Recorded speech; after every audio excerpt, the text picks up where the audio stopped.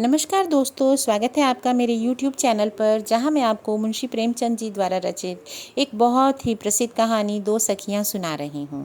अब तक इस कहानी में आपने ये देखा है कि दो सखियां पद्मा और चंदा पत्रों के माध्यम से एक दूसरे के साथ बातें करती हैं। जहां पद्मा की शादी उसके पसंद के वर के साथ हुई है और वो अपने जीवन में बहुत खुश है, वहीं चंदा का विवाह उसके पिताजी की मर्जी के साथ हुआ, लेकिन विवाह के समय दोनों पक्षों में कुछ गलतफहमियां हो गई, जिसकी वजह से चंदा की बारात वापस चली जाती है और वह बहुत दुखी है।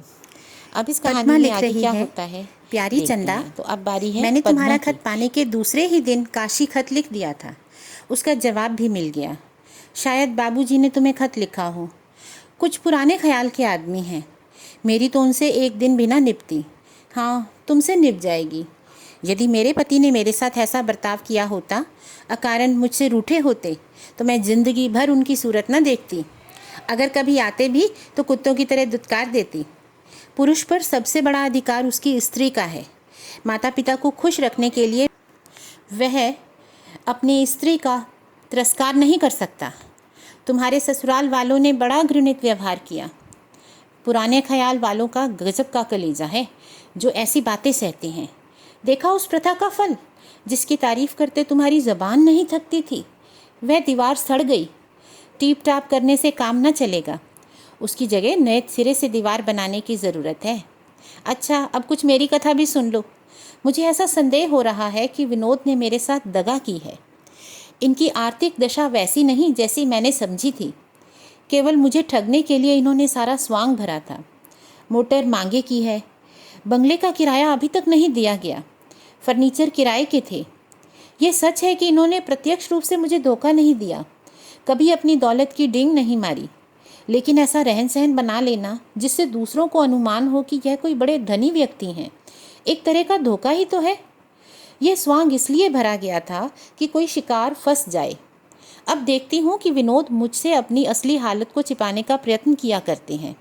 अपने खत मुझे नहीं देखने देते। कोई मिलने आता है तो चौंक पड़ते हैं और घबराई हुई आवाज़ में वैरा से पूछते हैं, कौन है? तुम जानती हो मैं धन की लौंडी नहीं। मैं केवल विशुद्ध हृदय चाहती हूँ, जिसमें पुरुषार्थ है, प्रतिभा है। वह आज नहीं तो कल अवश्य ही धनवान होकर रहेगा। मैं इस कपट लीला से जलती हूँ।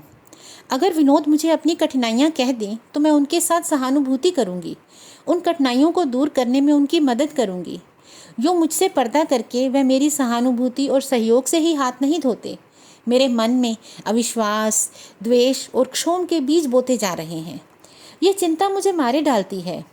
अगर इन्होंने अपनी दशा साफ साफ बता दी होती तो मैं यह मसूरी आती ही क्यों? लखनऊ में ऐसी गर्मी नहीं पड़ती कि आदमी पागल हो जाए। ये हज़ारों रुपए क्यों पानी पड़ता? सबसे कठिन समस्या जीविका की है। कई विद्यालयों में आवेदन पत्र भेज रखे हैं, जवाब का इंतज़ार कर रहे हैं। शायद इस महीने के अंत तक कहीं काम मिल जाए। पहले 300-400 मिलेंगे। समझ में नहीं आता कैसे काम चलेगा। 150 रुपये तो पापा मेरे कॉलेज का खर्च देते थे। अगर 10-5 महीने जगह ना मिली तो ये क्या करेंगे?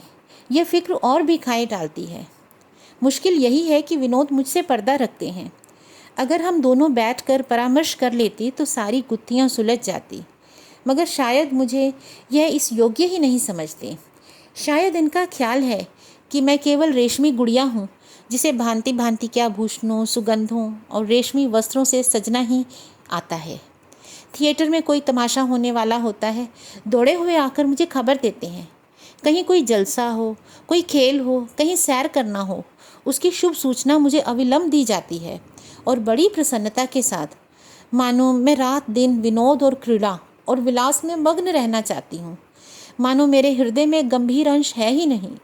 यह मेरा अपमान है, घोर अपमान, जिसे मैं अब सह नहीं सकती। मैं अपना संपूर्ण अधिकार लेकर ही संतुष्ट हो सकती हूँ। बस इस वक्त इतना ही, बाकी फिर अपने यहाँ का हाल हवाल विस्तार से लिखना। मुझे अपने से ज़्यादा तुम्हारी चिंता है। देखो हम दोनों की डोंगे कहाँ लगते हैं। तुम अपना स्वदेशी 5000 वर्षों की पुरानी जर्जर नौका पर बैठी हो, मैं नए द्रुतगामी मोटर बोट पर। अवसर, विज्ञान और उद्योग मेरे साथ है, लेकिन कोई दैवी विपत्ति आ जाए तब भी इसी मोटर बोट पर डूबूंगी। साल में लाखों आदमी रेल के टक्करों से मर जाते हैं, पर कोई बैलगाड़ियों पर यात्रा नहीं करता। रेलों का विस्तार बढ़ता ही जाता है बस। तुम्हारी पद्मा। और इस तरह से पद्मा ने अपने पत्र का अंत किया।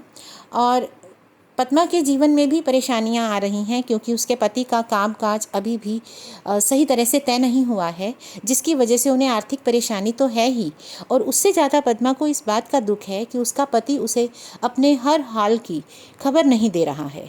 वो उससे पर्दा रखता है, वो उसको हमेशा खुशी देना चाहता है, लेकिन पत्नी अपने पति के सुख के साथ साथ उसके दुख की भी सहभागी बनना चाहती है। इसीलिए पद्मा का मन भी दुखी है। अब देखते हैं इस कहानी में आगे क्या होता है, तो उसके लिए देखना ना भूलिएगा पार्ट 6।